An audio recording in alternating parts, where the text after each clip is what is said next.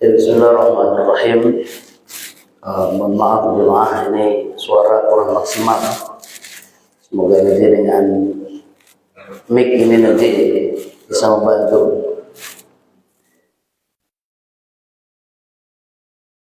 Assalamualaikum warahmatullahi wabarakatuh.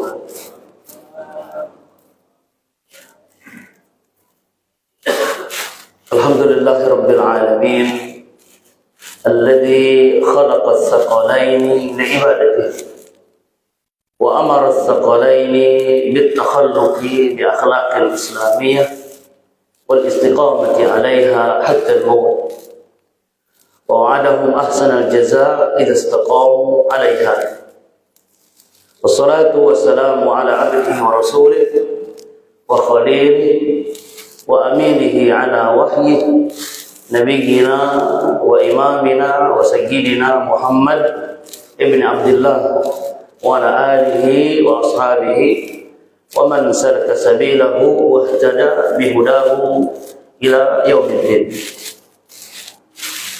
Segala puji bagi Allah Subhanahu wa taala, Tuhan semesta alam yang telah menjadikan as-saqalain,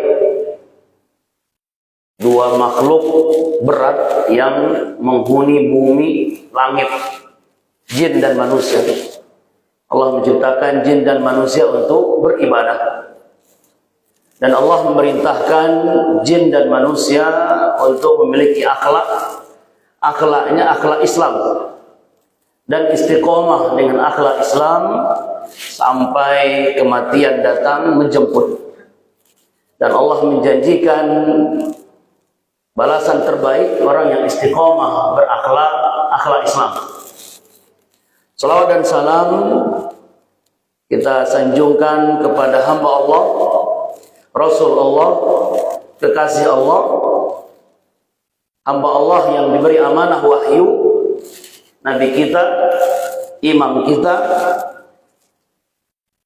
Sayyidina Muhammad bin Abdullah. Dan kita sanjungkan juga salawat dan salam untuk keluarga beliau dan para sahabat beliau dan semua umat yang terus mencari jalan, mencari petunjuk dengan petunjuk Nabi hingga akhir kiamat, hingga hari akhir, hari kiamat. Amma ba'du, qalu subhanaka la ilma lana illa ma 'allamtana innaka antal alimul hakim. Allahumma allimna ma yanfa'una wanfa'na bima 'allamtana wa zidna ilma. Rabbi zidna ilma warzuqna fahma. Mereka selalu berkata, Maha Suci Engkau ya Allah, kami tidak punya ilmu kecuali ilmu yang Engkau ajarkan kepada kami. Sesungguhnya Engkau Maha mengetahui lagi Maha bijaksana. Ya Allah, ajarkan kepada kami ilmu yang bermanfaat dan berikan kami manfaat dari ilmu tersebut. Berkenan Engkau tambahkan ilmu kami ya Allah. Ya Allah, tambahkanlah ilmu kami dan berikan kami pemahaman yang baik terhadap ilmu tersebut. Amin ya rabbal alamin. Yang kami hormati Ketua Dewan Kemakmuran Masjid Darul Ni'mah dan segenap pengurus, Bapak, Ibu-ibu, jemaah setia Masjid Darul Ni'mah, insyaallah terus dan terus kebersamaan kita di rumah Allah ini menjadi kebersamaan yang hakiki nanti di surga Jannatul Naim. Amin ya rabbal alamin. Kita awali dengan Sayyidul Istighfar. Bismillahirrahmanirrahim. Allahumma anta rabbi la ilaha illa anta khalaqtani wa ana 'abduka wa ana 'ala ahdika wa wa'dika mastata'tu a'udzu bika min syarri ma sana'tu abu'u laka bi ni'matika 'alayya wa abu'u bi dhanbi faghfir li fa innahu la yaghfiru dzunuba illa anta. Allahumma ighfir lana ya arhamar rahimin. Baik, jemaah rahimakumullah. Lanjutan materi kita yang sebelumnya, adab kepada pembantu, adab kepada budak, pun kebalikannya, adab budak kepada tuannya. Telah selesai bulan kemarin, dan kita lanjutkan sekarang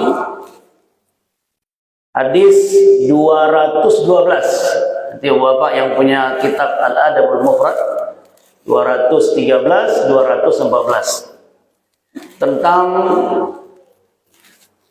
adab kita di dalam rumah tangga. Laki-laki sebagai suami adalah pemimpin tertinggi. Ternyata ibu-ibu, istri, wanita juga pemimpin di dalam rumah tangga. Baik, untuk murojaah sebelum masuk ke hadis Al-Adabul Mufrad, kita ulang kembali motivasi mengutamakan adab sebelum ilmu. Kita diprogram oleh DKM untuk belajar kitab Imam Bukhari Al-Adabul Mufrad. Semoga nanti ilmu kita dibingkai dengan adab. Barangkali kita punya rumah Quran di masjid atau TPA, madrasah, atau kita yang guru atau dosen, kita ingin di tengah ilmu yang kita ajarkan, peserta didik kita memiliki adab dan akhlak yang tinggi.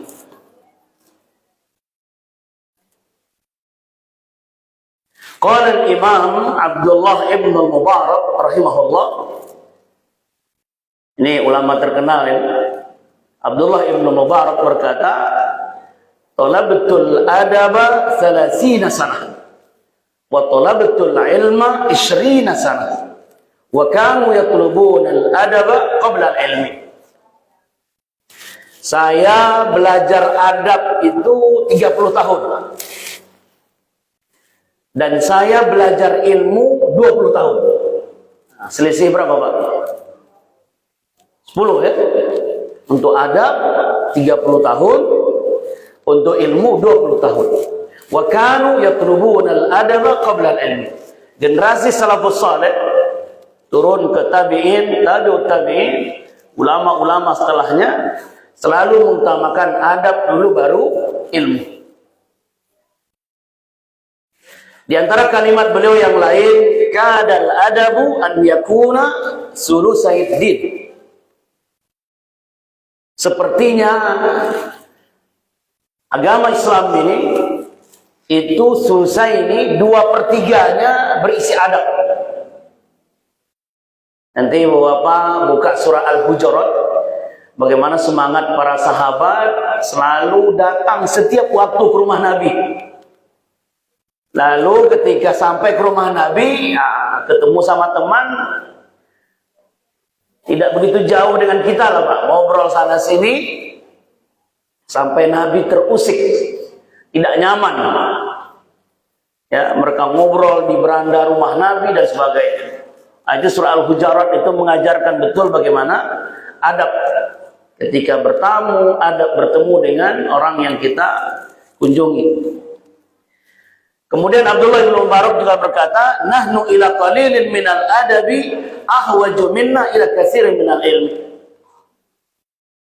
Nahnu, kami ya, memiliki adab sedikit saja, itu lebih kami utamakan ketimbang memiliki ilmu yang banyak.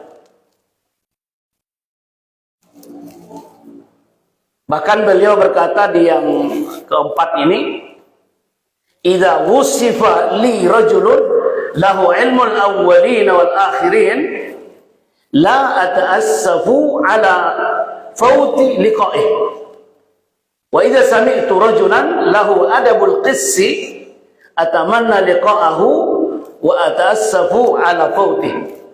Ini puncaknya nih Pak. Apabila diceritakan kepadaku ada seseorang yang berilmu, ilmunya itu sama dengan ilmu generasi awal dulu, saking tinggi ilmunya, wal akhirin, atau juga orang-orang belakangan yang ilmunya tinggi. Kalau saya mendengar kabar tentang orang yang ilmunya hebat,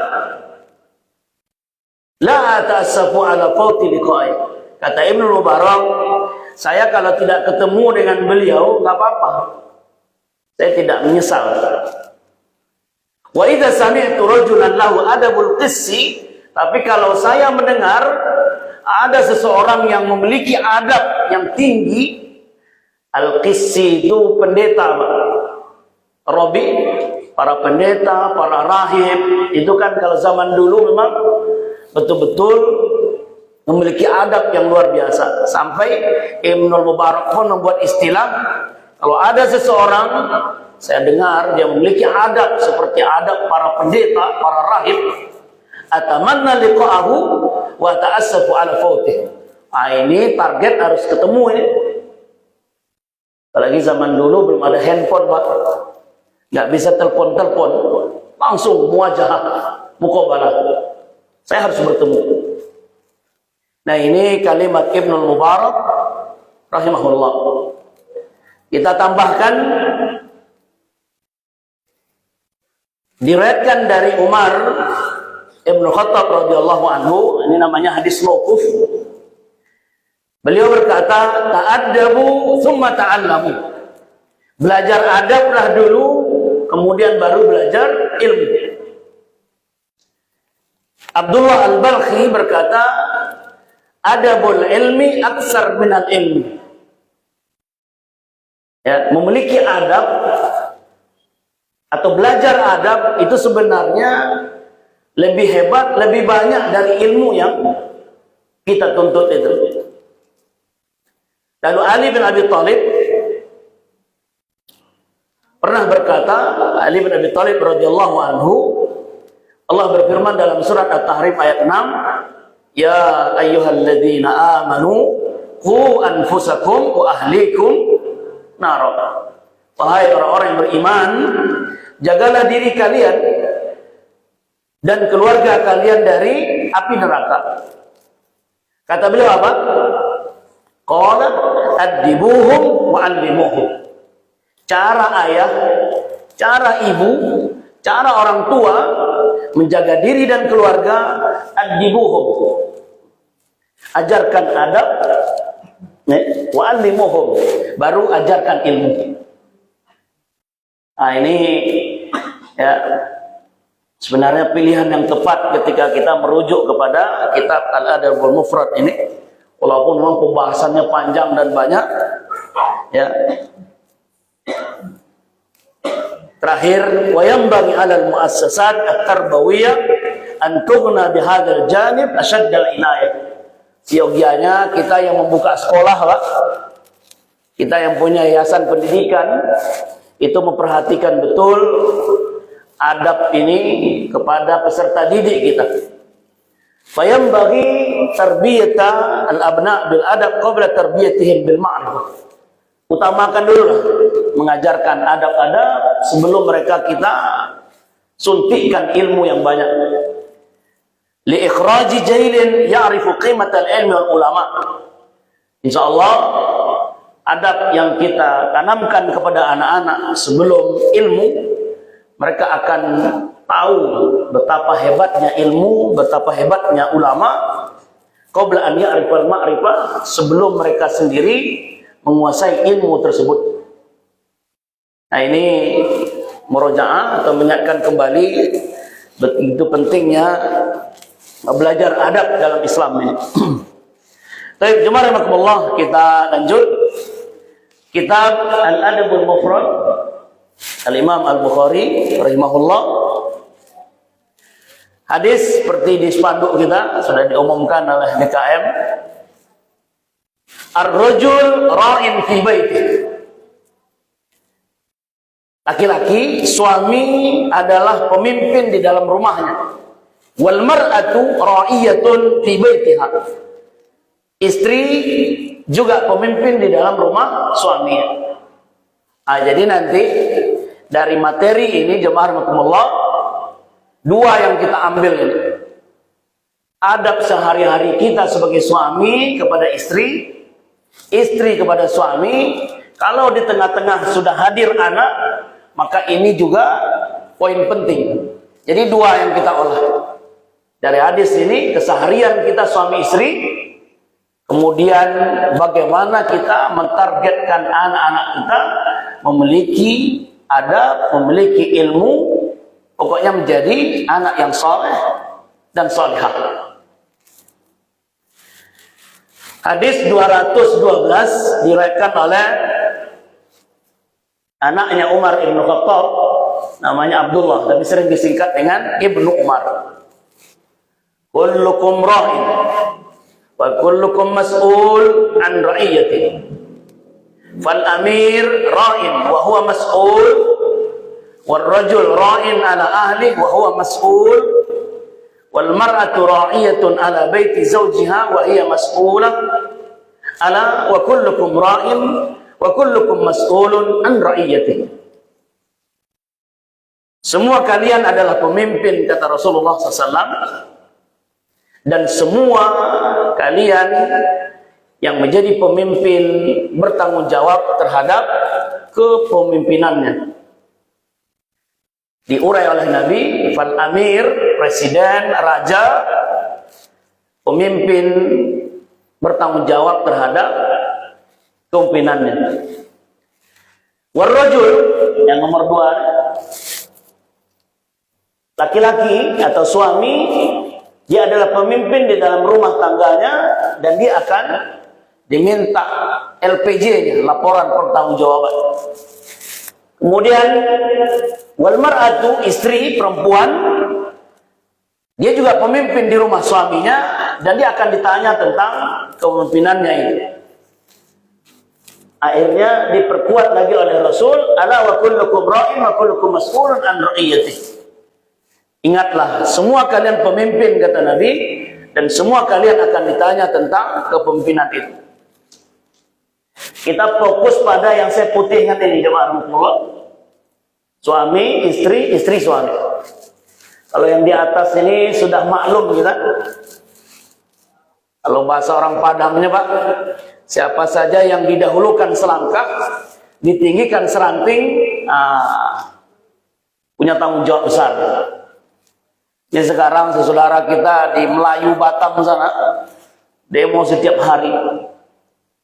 Ya, karena sebentar lagi mereka akan dipindah rumah mereka, rumah nenek kakek mereka akan digantikan dengan perusahaan besar dari Cina. Ya. Orang Melayu yang pemalu, yang kalem, yang ya mirip-mirip orang Jawa juga lah, Pak. Bahkan mungkin lebih gitu. Tapi ternyata bisa juga menyengat seperti lebah ketika terusik gitu. Jadi ini tanggung jawab pemimpin. Makanya jemaah rahimakumullah, menjadi pemimpin ini kan, atau menjadi orang yang didahulukan, diberikan amanah, ini kan pilihan kita sebenarnya. Kita tidak ingin semua menjadi pemimpin lalu rakus dalam kepemimpinannya. Kita juga tidak ingin semua menolak, saya nggak mau jadi pemimpin, berat tanggung jawabnya. Jadi ketua DKM nggak mau, jadi sekretaris atau jadi cabang anggota pun nggak mau, repot juga kita, Pak. Jadi justru jalan tengah yang kita ambil adalah siapapun yang punya skill, kemampuan, ambil. Lalu bekalilah diri dengan adab dan ilmu Islam dan akhlak Islam. Seperti Nabi Yusuf alaihissalam dalam surat Yusuf ayat 55. Nantang nih Nabi Yusuf. Ij'alni ala khazainil ardi inni hafizun alim. Raja, angkat saya jadi menteri keuangan. Angkat saya jadi bendahara negara. Inni hafizun alim. Saya hafiz, terpelihara dari menyalahgunakan anggaran dan sebagainya. Alim, saya tahu pos-pos keuangan negara. Itu Nabi Yusuf alaihissalam itu, Pak. Karena memang beliau yakin ilmu hikmah, ilmu kecerdasan yang Allah anugerahkan kepada beliau sejak beliau dari kecil sampai dijebloskan 7 tahun lebih di penjara tanpa pengadilan. Beliau merasa mampu. Mari anak-anak kita yang dari pesantren, Ketika ada kegiatan di masjid dan sebagainya, dorong mereka untuk ambil bagian. Kalau kita buka Sirah Nabawiyah, ada namanya sahabat Miqdad, Pak. Miqdad ini diangkat oleh Umar bin Khattab jadi panitia zakat. Itu kan lahan basah kata orang sekarang. Ogah-ogahan dia menerima itu. Bahkan Umar bin Khattab berapa kali memanggil, kenapa surat saya tidak digubris? Kenapa kamu lambat berangkat ke daerah tugas? Kata Miqdad, carilah orang lain wahai khalifah. Jangan saya gitu. Karena ketika saya sudah menjadi ketua tim zakat, mengambil harta orang, saya merasa saya sudah tinggi dan orang di bawah saya rendah. Singkat, sederhana Pak kalimat. Ketika saya diangkat, saya merasa saya tinggi dan orang di bawah saya rendah. Makanya cari orang lain wahai khalifah. Khalifah Umar marah, Pak. Kalian semua membaiat saya jadi khalifah, Amirul Mukminin. Lalu ketika saya sudah diembankan tugas, kalian suruh saya memikul sendiri. Saya angkat kalian jadi menteri, jadi wazir, jadi bupati, wali kota, nggak ada yang mau. Tapi saya kalian suruh jadi pemimpin. Nah, itu kalimat pemungkasnya Umar bin Khattab, Pak. Akhirnya barulah nanti sahabat-sahabat itu mau mengambil jabatannya. Ya, ada sahabat yang justru memilih pindah dari kota Madinah ketika dapat SK, Pak. Luar biasa itu zaman salafus saleh. Imam Abu Hanifah itu setiap hari di penjara dicambuk 10 kali.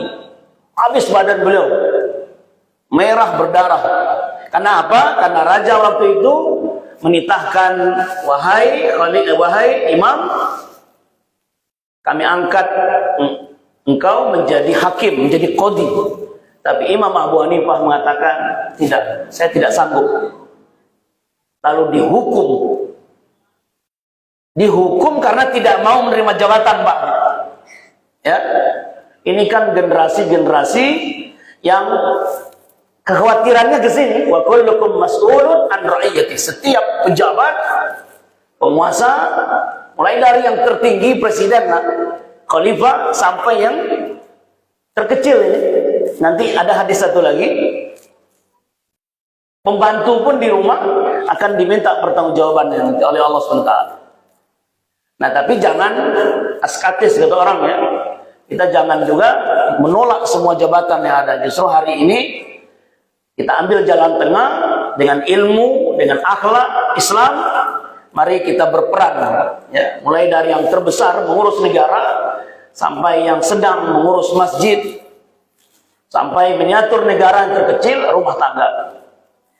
Baik, jemaah, satu lagi hadis 214 mirip beti, berbeda tipis, tapi ada perbedaan sedikit.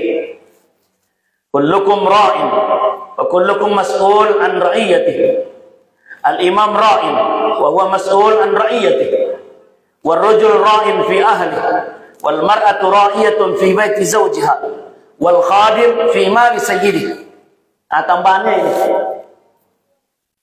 Tadi di atas sama, bawahnya nih wal khadim, pembantu itu juga ya bertanggung jawab terhadap harta tuannya. Ibnu Umar berkata, sami'tu haula an Nabi sallallahu. Semua ini saya dengar dari Rasul sallallahu. Wa asabu an Nabi sallallahu qala wal rajul fi mali abi. Nah, tambahan lagi. Kayaknya saya mendengar juga Nabi bilang anak laki-laki juga bertanggung jawab penuh terhadap harta orang tuanya. Nah, ini tambahannya. Satu, pembantu bertanggung jawab terhadap harta majikannya. Yang kedua, laki-laki, anak laki-laki maksudnya, bertanggung jawab terhadap harta ayahnya. Jadi kalau hari ini ada anak-anak kita sudah minta motor, Pak. SMP atau SD saja udah minta motor ke sekolah. Lalu ayahnya bilang, jangan, kamu belum saatnya. Nanti kalau sudah SMA, sudah SMU atau kuliah. Nah, ini bagian dari cara orang tua menjaga anaknya dan menjaga hartanya, kan begitu. Intinya anak laki-laki kita itu akan mengambil peran penting di dalam rumah ketika ayahnya telah tiada nanti. Dia menjadi wali untuk mengawinkan kakaknya, adiknya kalau perempuan. Ya. Dan berbagai tugas yang lain, melindungi keluarga. Ajma'akumullah, ini hadis yang kita pelajari dari kitab Al-Adabul Mufrad tentang laki-laki pemimpin dalam rumah, perempuan juga pemimpin dalam rumah. Nah, jemaah, mari kita kembangkan karena dua poin penting yang kita bawa dari adab kita berumah tangga ini. Yang pertama, harmonis, Pak. Sakinah, mawaddah, warahmahnya itu sejak hari pertama kita akad, syukur-syukur dibesarkan dengan resepsi. Yang kedua, lanjutannya adalah sampai kita nanti tutup usia. Kalau bisa cerainya itu cerai di dunia, cerai mati gitu. Walaupun pasti masing-masing keluarga punya problem masing-masing. Yang kedua, ketika suami istri telah hadir di tengah mereka anak, nah ini perhatian penting bagi kita.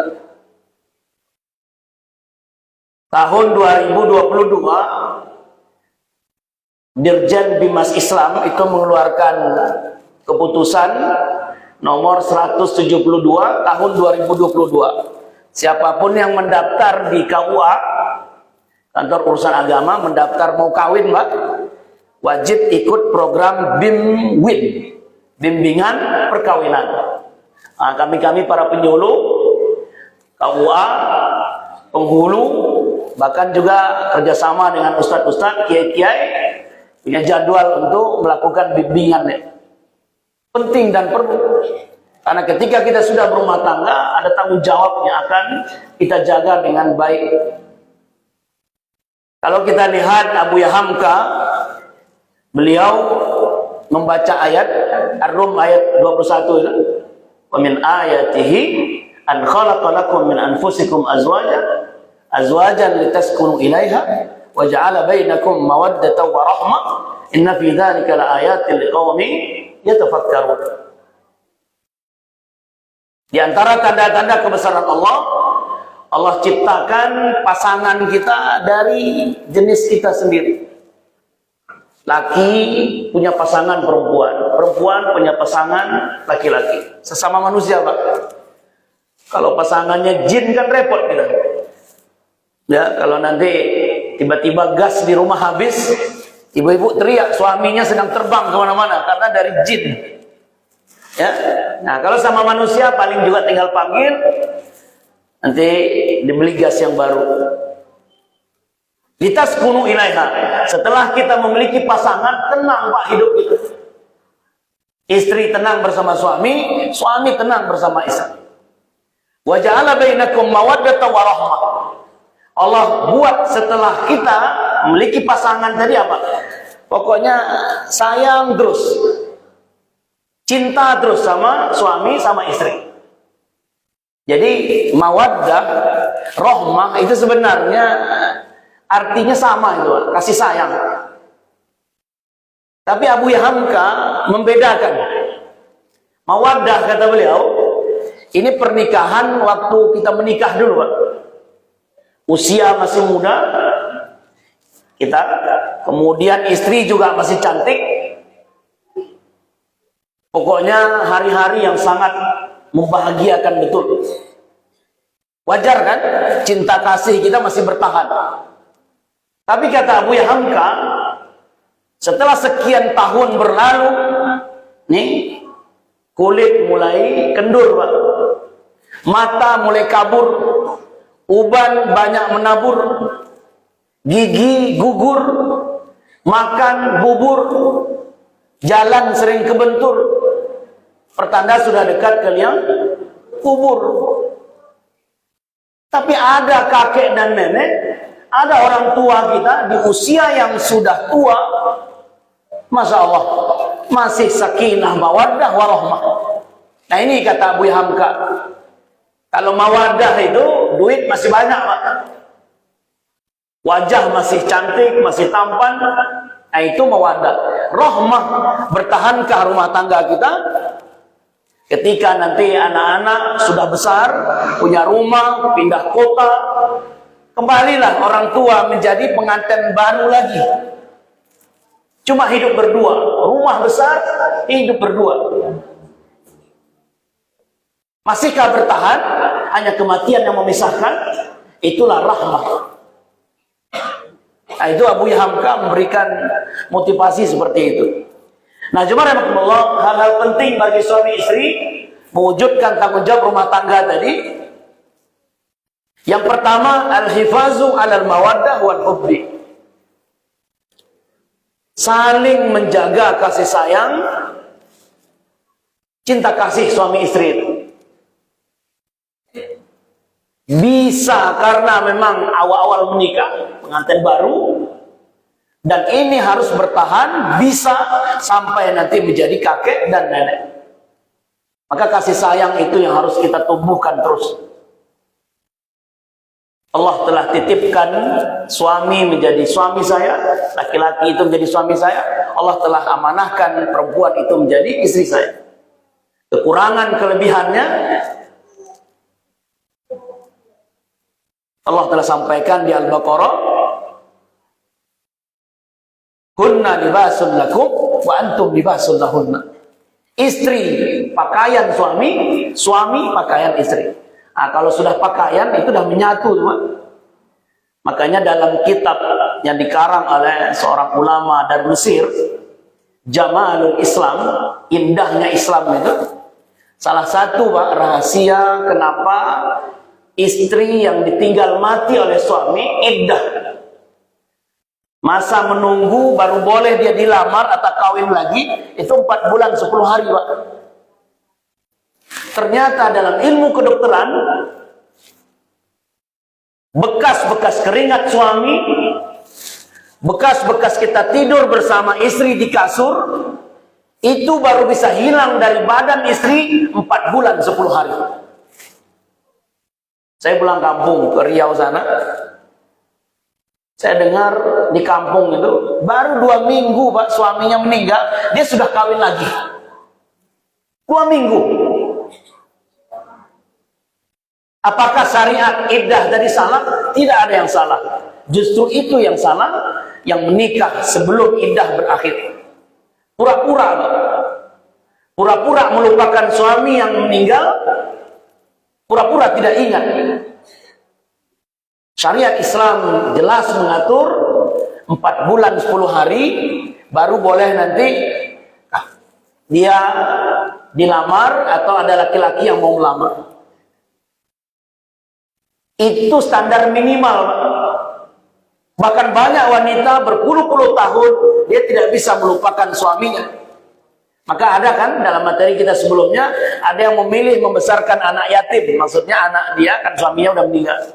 Saya tidak mau bersuami lagi. Jadi luar biasa dalam Islam ini ya, memandu kita. Ini yang pertama. Untuk mengawal tanggung jawab kita sebagai suami istri dalam rumah tangga, menjaga terus kasih sayang, al-hubbu wal mawaddah. Yang kedua, at-tasamu wa tajawuz 'anil akhta'. Saling memahami bila terjadi salah paham, Pak. Khilaf itu pasti. Suami istri, istri suami. Maka bagaimana seseorang baik suami maupun istri bisa memahami ya perbedaan antara keduanya. Kemudian yang ketiga, i'ta'uz zawjain masahah fardiyah khassah. Bisa juga yang ketiga, memberikan waktu kepada pasangan masing-masing untuk menyendiri. Suami berikan waktu kepada istri, ya udah, tenangkan diri.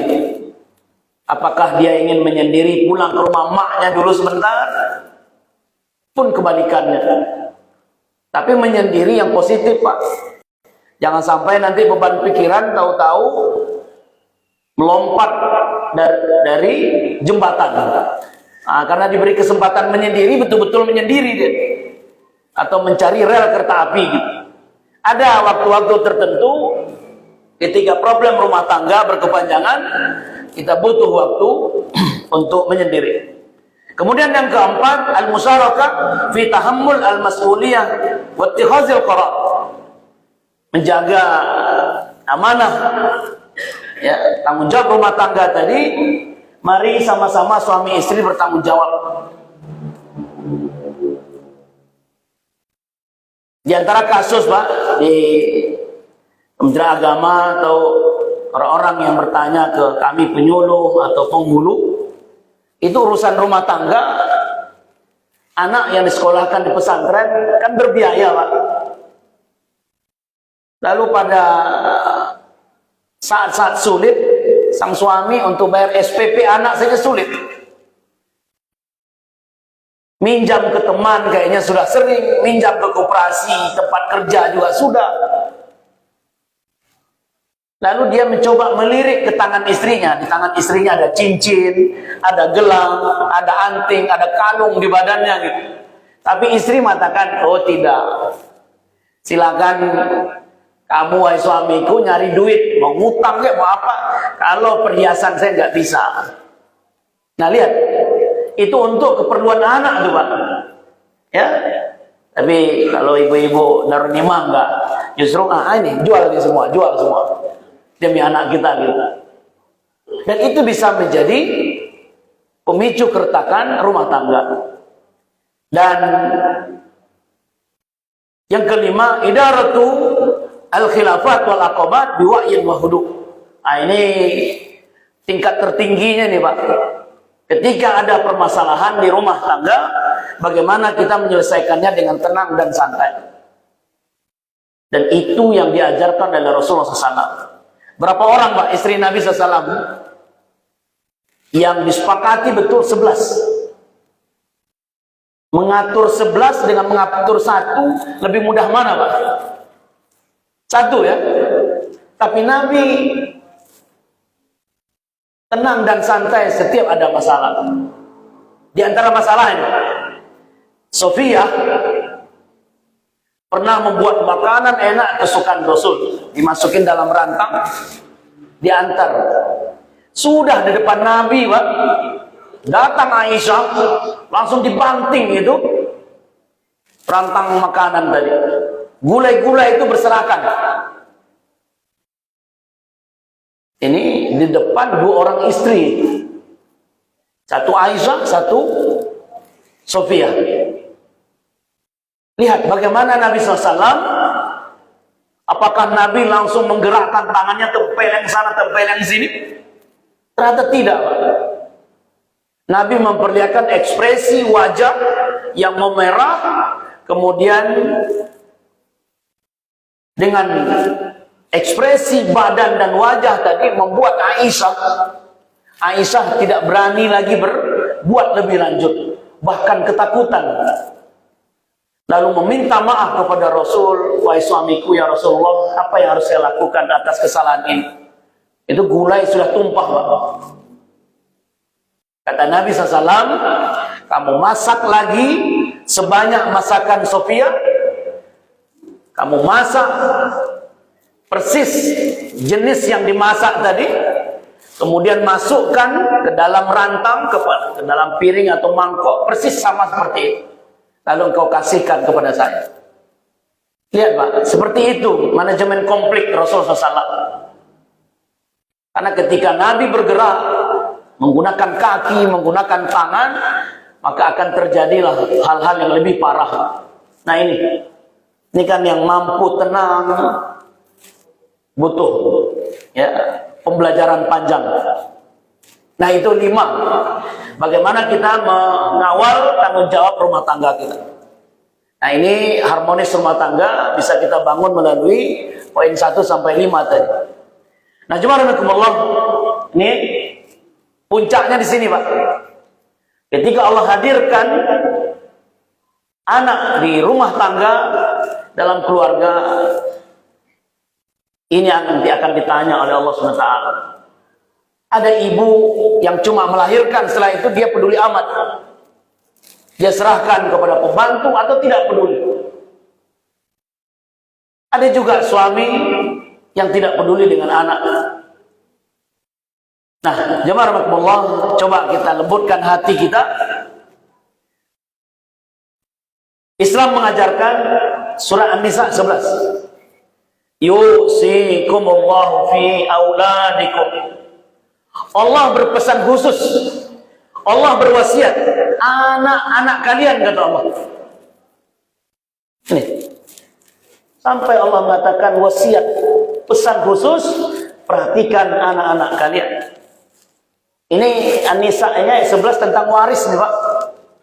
Ketika ayah masih hidup, ketika ibu masih hidup, siapkan harta untuk anak. Maka materi-materi sebelumnya Ramadan kalau tidak salah waktu itu pernah saya sampaikan. Tidak apa-apa, ada program namanya hibah. Hibah sebelum waris. Ya. Belum Ustaz kan? Belum. Hibah itu ayah ibu yang punya harta, anak sulung nih kamu ambil yang ini. Nih yang tengah nih, yang bungsu ini. Itu namanya hibah. Dan itu boleh. Itu bagi ayah ibu yang garis tangannya bagus, Pak. Nah, bagi yang tidak berarti warisan. Yang punya harta meninggal. Yang akan mengambil harta masih hidup, anak-anak. Ada harta yang mau dibagi dan tidak ada mawani, ada larangan. Apakah dia membunuh atau murtad gitu.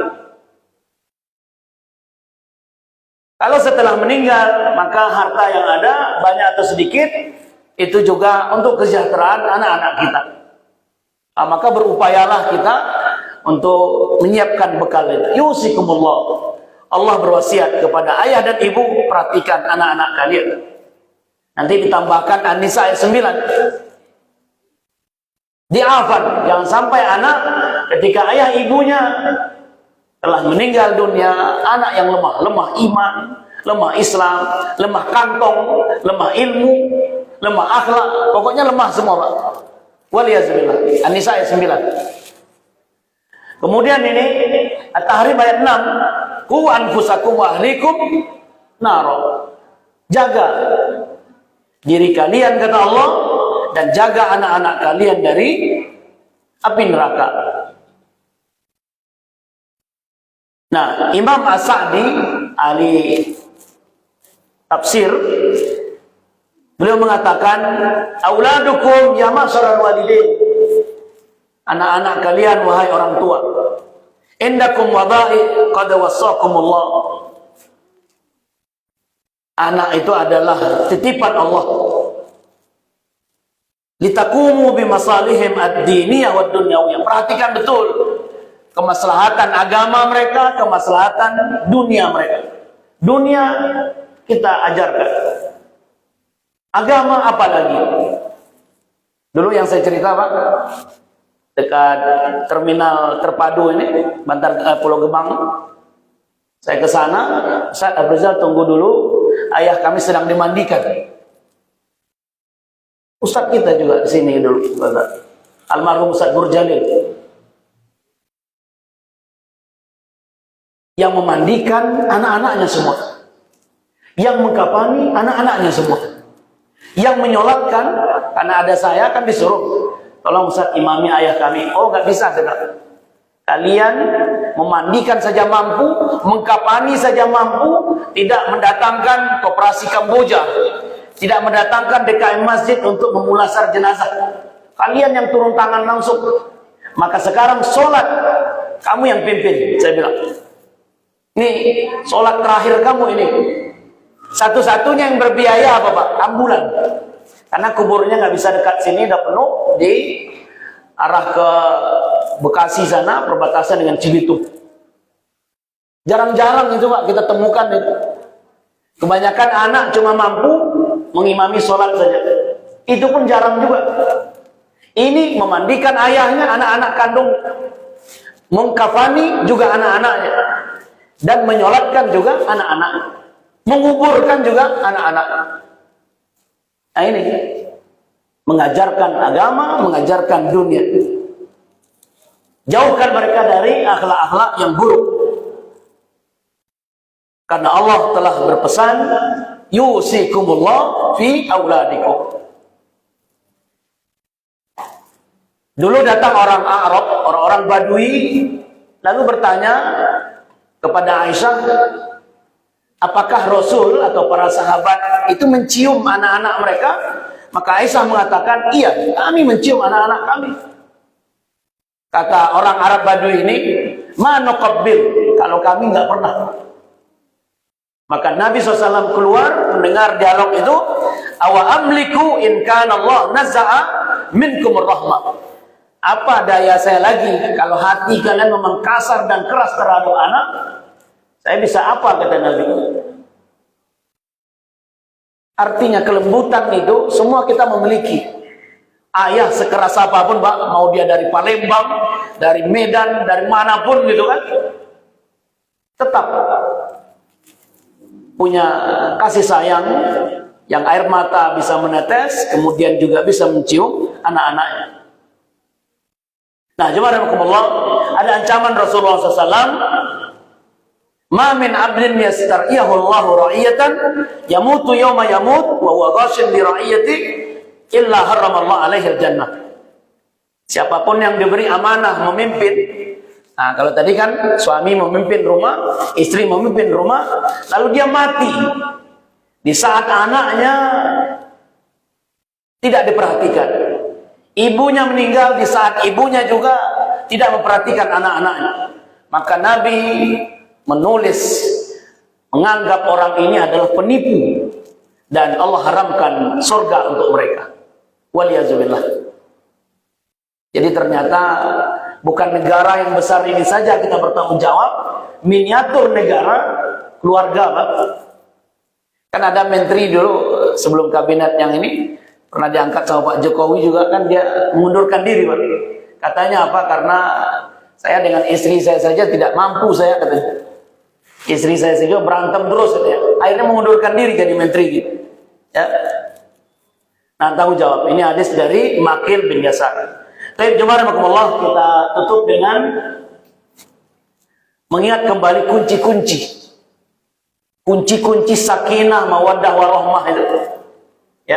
Yang pertama, la yamna'uz zawjain an ziyaratil ahli wal aqarib. Ini baik pengantin lama, pengantin baru, butuh poin-poin terakhir nih, Pak. Janganlah saling melarang antara suami istri untuk bersilaturahmi kepada keluarga masing-masing. Kalau tidak harian, pekanan, bulanan, tahunan lah. Waktu mudik, lebaran, Idul Fitri, Idul Adha, atau juga Ramadan, Pak. Karena silaturahmi itu membawa iman, membawa takwa. Suatu hari kita butuh dengan keluarga istri, suatu hari kita butuh dengan keluarga suami. Saya menemukan kasus suami yang berdoa matikan ayah ibu istri saya. Lain doanya, Pak. Matikan, wafatkan, cepatkan kematian ayah ibu istri saya. Walaupun orang tua istrinya itu di luar daerah, di Bengkulu. Kan aneh-aneh saja manusia itu. Kalau udah nggak suka dengan istrinya, doanya begitu. Bukan minta istrinya dimatikan, tapi ayah ibu istrinya. 2 minggu kemudian, justru ibu dia yang meninggal, Pak. Lihat. Ketika ibunya meninggal, siapa yang mengurus? Istrinya ternyata. Mereka segera pulang, dan ternyata istrinya yang ditunggu-tunggu oleh keluarganya karena sudah terlama ya terkenal bahwa sang mantu ini punya akhlak yang baik. Tapi kadang suami begitu, keceplos dengan emosi mendoakan kematian ayah ibu istri gitu. Kemudian yang kedua, la yazkur az-zawjain ijabahu ma'an ar-rajul wal mar'ah. Suami jangan menceritakan wanita cantik di depan bininya, Pak. Istri juga jangan menceritakan siapa itu pemain sinetron yang ganteng-ganteng itu, yang tampan-tampan depan suaminya. Di depan Pak, ketika berbicara nggak ada masalah. Tapi setelah selesai berbicara, kembali ke kamar, kembali sendirian, iya juga dibilang istri saya. Jangan-jangan arisan kemarin, temu kangen alumni sekolahnya, cinta lama bersemi kembali. Macam-macam. Hati-hati. Jangan menyebutkan wanita atau laki-laki di depan pasangan masing-masing. 3. La yarfa'u zawjain sautahuma 'ala al-akharin. Jangan saling meninggikan suara di depan pasangan. Kecuali pada waktu-waktu tertentu, ya. Ini juga bagian dari menahan emosi antara kedua pasangan. Kemudian yang keempat, ala zawjain al-ihtiram lil ahli adam inda hudurihim wa ghiyabihim. Saling memuliakan keluarga kedua belah pihak. Ya, keluarga istri, keluarga suami. Tidak bisa suami hanya perhatian kepada keluarga dia saja, istri kepada keluarga dia saja. Silang, Pak. Dulu waktu saya awal menikah itu nenek saya bilang di sini di Salemba Beluntas itu, nanti Afrizal, kalau kamu ngasih uang ke mertua,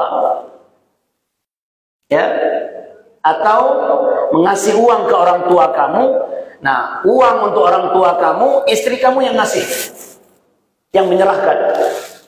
Nah, uang untuk mertua kamu yang menyerahkan. Lihat, disilang kata nenek. Jangan anak dia yang ngasih ke dia, itu udah biasa. Sekarang mantunya yang silang. Yang perempuan juga begitu. Lama saya teringat itu. Ya. Ingin saya laksanakan terus gitu. Kadang duitnya yang nggak ada, Pak. Ya. Dan 5, la yal'ab az-zawjain bi kalimatit talaq. Suami terutama jangan mudah memain-mainkan kata talak, cerai. Ngancam-ngancam istrinya. Pun istri juga jangan juga minta-minta diceraikan. Dikit-dikit ada masalah, udah ceraikan aja saya. Kalau berani, nantang lagi, Pak. Atau suami, dikit-dikit mau menceraikan, dikit-dikit pulang kamu, ke rumah mak kamu. Ya, la yal'ab bi kalimatit talaq. Dan yang terakhir, yamliku zawjain ad-din wal khuluq. Ini puncaknya. Masing-masing kita untuk menjaga amanah ini sebagai suami yang baik, kepala rumah tangga, istri yang baik, ibu rumah tangga, masing-masing berupaya memiliki ilmu agama dan akhlak yang mulia. Nah, ini Pak yang akan mengawal kita. Nggak ada keluarga yang akan harmonis kalau dia tidak berakhlak Islam. Kalau dia tidak mempelajari agama dengan baik. Rumah yang tidak ada sholatnya di situ, yang tidak ada tilawah Qur'annya, tidak ada ngumpul keluarga, nah ini bakalan nanti jadi kapal pecah. Baik, ini saja materi syarah atau keterangan dari dua hadis, ya, di Adabul Mufrad tadi. Untuk closingnya, jemaah rahimakumullah, mari kita menghadirkan rumah tangga yang harmonis, ya.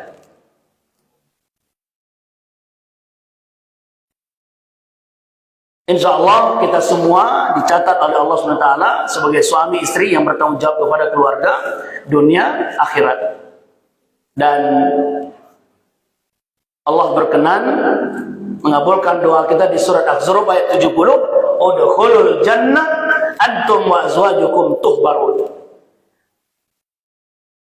Suami bertanggung jawab, istri bertanggung jawab, masuklah kalian ke dalam surga, istri-istri kalian tuhbarun, kalian dimuliakan.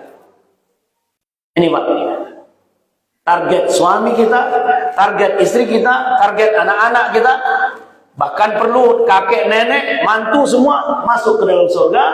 Rumah kita di Jakarta Timur ini menjadi rumah di akhirat.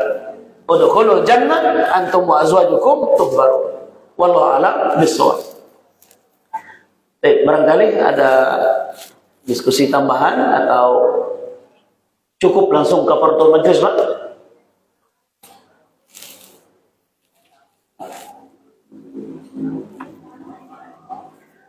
Sana Ustaz, kayaknya Pak Jordan.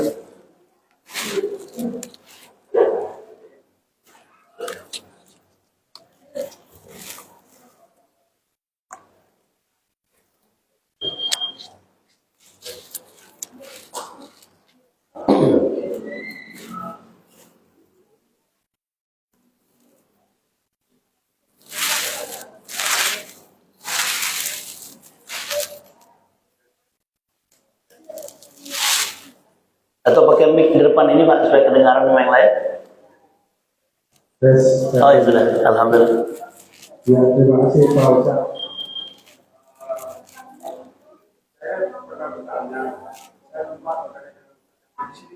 Iya.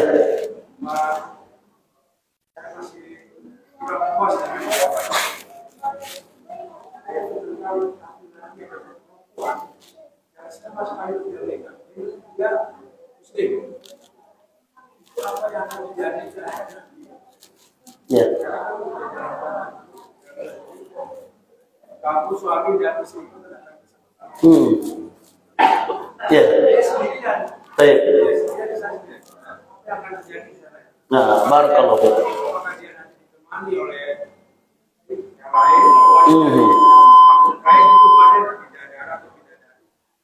Ya. Yang kedua, ini tentang anak.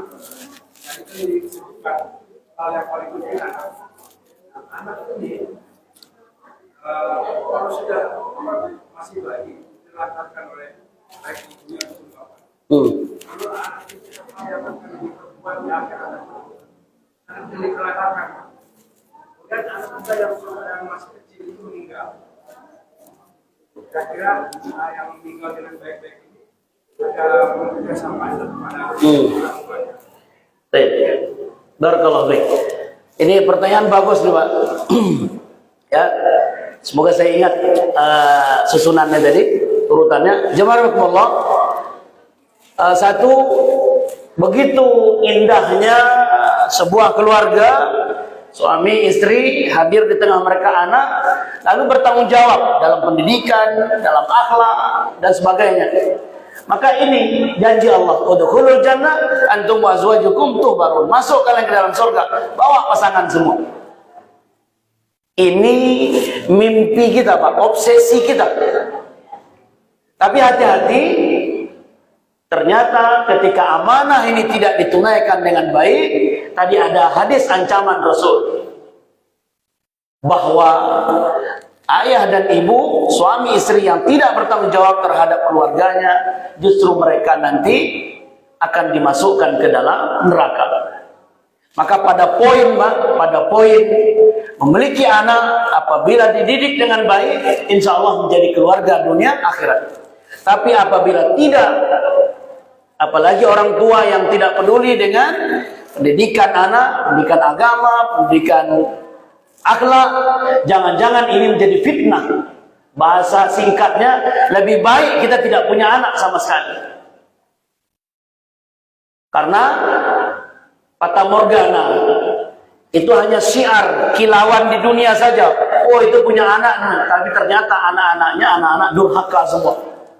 Diawali oleh ayah ibu yang tidak peduli. Nah, di satu sisi, pertanyaan Pak Jordan, ada orang-orang yang diputuskan oleh Allah di akhir surat Asy-Syura. Yahabu liman yasha'u inatha wa yahabu liman yasha'u dzukur. Au yuzawwijuhum dzukrana wa inatha. Ada orang-orang yang ini dikasih anak perempuan, yang ini dikasih anak laki, yang ini dikasih anak laki perempuan. Tapi ayat sebelumnya aqima, ada juga yang Allah tidak kasih keturunan. Tidak dikasih keturunan ini dua nih Pak Jordan. Satu, memang betul-betul dia tidak berumah tangga. Yang perempuan tidak bersuami, yang laki tidak beristri. Imam Nawawi, kisahnya, Ibnu Taimiyah itu terkenal dengan ulama-ulama yang bujangan Pak sampai akhir hayat. Imam Nawawi ini pengarang hadis, kitab-kitab yang masyhur itu. Ya, kalau tidak salah Bung Tomo yang Surabaya, Allahu Akbar, Allahu Akbar, Allahu Akbar, merdeka. Itu beliau berkata, sebelum Belanda meninggalkan Surabaya, saya tidak akan pernah menikah. Saya tahu nanti referensi Bapak terakhir setelah Belanda berangkat belum nikah atau tidak. Itu pilihan, ya. Maka Allah akan berikan nanti masuk surganya dari jalur yang lain, Pak. Tidak dari jalur memiliki istri, suami atau anak. Jangan-jangan mereka yang tidak beristri, tidak bersuami, lalu menjaga diri dengan baik, jangan-jangan mereka lebih dulu masuk surga dari kita yang punya anak, tapi anak kita bermasalah semua. Imam Nawawi, Ibnu Taimiyah, berapa banyak bukunya dipelajari oleh anak-anak, oleh kita kan anak-anak ini belajar terus. Indonesia saja berapa banyak, dan semua mendoakan pengarang buku. Kita tadi mendoakan Imam Bukhari, langsung tidak langsung. Jangan-jangan mereka lebih dulu masuk surga dari kita yang punya anak, karena yang punya anak dihadapkan pada fitnah. Mampu atau tidak? Wallahu a'lam bishawab. Kemudian yang kedua, kalau ada anak yang ditelantarkan dari kecil, atau juga ketika anak sudah agak besar tapi ditelantarkan orang tua, maka dosa terbesarnya kepada orang tua. Ya, orang tua. Karena Allah telah berikan amanah, maka yang paling pertama nanti ditanya ya ayah ibunya. Itu Pak. Dan yang terakhir, yang ketiga, anak ini ketika ditelantarkan dari kecil, dalam hadis sebelumnya mereka akan memberikan syafaat kepada orang tua. Tetapi orang tua yang menelantarkan anak tidak dapat. Tidak dapat. Bahkan nanti dalam hadis yang diriwayatkan oleh Umar bin Khattab ada dialog. Ya. Ada dialog namanya uququl walidain. Durhaka uququl walidain lil walad. Durhakanya orang tua kepada anak. Bukan durhaka anak kepada orang tua, durhaka orang tua kepada anak. Itu diantaranya. Alih-alih orang tuanya mendapat syafaat, justru orang tuanya dimasukkan ke dalam neraka karena melepaskan tanggung jawab di dunia dulu. Nah, jadi ternyata hubungan kita ini di dunia saja perhitungan, Pak. Anak tahu kalau ibunya orang baik kepada dia, ayah baik kepada dia, dia akan perhitungan. Kalau ayah ibunya tidak perhatian, sementara yang mengasuh dia neneknya, atau kakeknya, atau juga pembantunya, kasih sayangnya lebih tumpah kepada mereka. Ya kan? Di akhirat ternyata ada juga perhitungan. Anak nanti protes ya terhadap orang tuanya. Wallahu a'lam bishawab. Demikian barangkali. Ibu-ibu, oh ibu-ibu sudah bersiap-siap. Ada satu lagi Ustaz. Fadhil, Pak.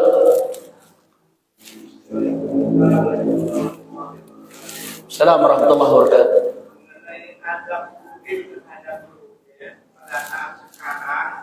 Perkembangan global, baik di bidang pengetahuan maupun teknologi. Setelah saya amati bahwa anak sekarang itu apakah termasuk azab atau tidak, apabila misalnya ada anak guru itu, ada gurunya berkebun dahulu itu sangat berani sekali itu sambil ngomong gitu kan. Nah, kemudian terhadap kakak kelasnya juga misalkan dia berani mendahului kakak kelasnya, padahal waktu itu kali aja ada kakek-kakek yang berjalan tidak berani mendahulinya, padahal itu bukan umat Islam ya kakek-kakek itu, tapi kali sungguh ada sekali. Nah, ini faktor-faktor apa yang menjadi hambatan atau gangguan terhadap siswa tersebut bertindak demikian? Barakallahu fiik, Pak. Ini pertanyaan ke suara hati saya, suara hati Bapak, suara hati kita semua, yakin saya. Karena kita ini kan orang tua, juga pendidik, ada yang di sekolah. Nah, gimana Allah sinergisitas, Pak? Orang tua, sekolah, lingkungan. Tiga ini nggak bisa pisah ya. Orang tua mengajarkan akhlak Islam yang baik di rumah kan? Berapa hari mereka di rumah? Satu Ahad. Lalu sekolah, berapa hari di sekolah? 5, Senin sampai Jumat. Lalu lingkungan, baik lingkungan sekolah maupun lingkungan rumah tangga, lingkungan komplek. Tiga inilah yang mempengaruhi betul. Nah, apa yang kita ajarkan atau yang diajarkan di sekolah, akhlak mulia, akhlak kepada guru, tidak boleh seperti yang Bapak sampaikan tadi, ya harus hormat kepada kakak kelas, apalagi kepada guru. Tapi hari-hari ini justru terlihat, ya. Tidak ada lagi penghormatan seperti itu. Adabnya sudah tercabut gitu. Nah, ini semua karena salah satu dari 3 faktor tadi tidak efisien. Ya. 5 hari Pak di sekolah diajarkan, dikasih vitamin, dikasih protein, akhlak, Al-Quran, akhlak, ilmu. 2 hari mereka di rumah, main handphone, ketemu temannya di mall, ketemu temannya di tempat olahraga, habis yang 5 hari tadi. Itu. Lingkungan kan? Nah, coba kita bandingkan dengan, mohon maaf, pesantren-pesantren tablik Pak. Pesantren-pesantren yang diolah oleh jamaah tablik. Itu betapa hormatnya santri-santri kepada guru. Pesantren-pesantren di Jawa terutama, begitu hormatnya kepada guru. Walaupun kadang-kala dalam hati kita, ini hulu, ini berlebihan. Tapi tidak, insya Allah. Dan ini mahal zaman sekarang ini. Di tengah kota, jarang kita ketemu ya siswa, santri yang begitu hormat kepada guru. Sampai tunduk, menunduk. Gurunya baru di ujung jalan sana, mereka sudah menunggu dan menundukkan pandangan mata. Ya, itu menjadi lecutan bagi kita yang mengelola sekolah, apalagi sekolah kita sekolah rumah Quran, pesantren gitu. Tapi kok akhlak anak liar gitu. Nah, belajarlah kita kepada mereka. Apa kata kunci? Ternyata 3 tadi Pak. Di sekolah mereka diajarkan dengan adab dan akhlak yang baik. Adab ini kan menurun, menular Pak.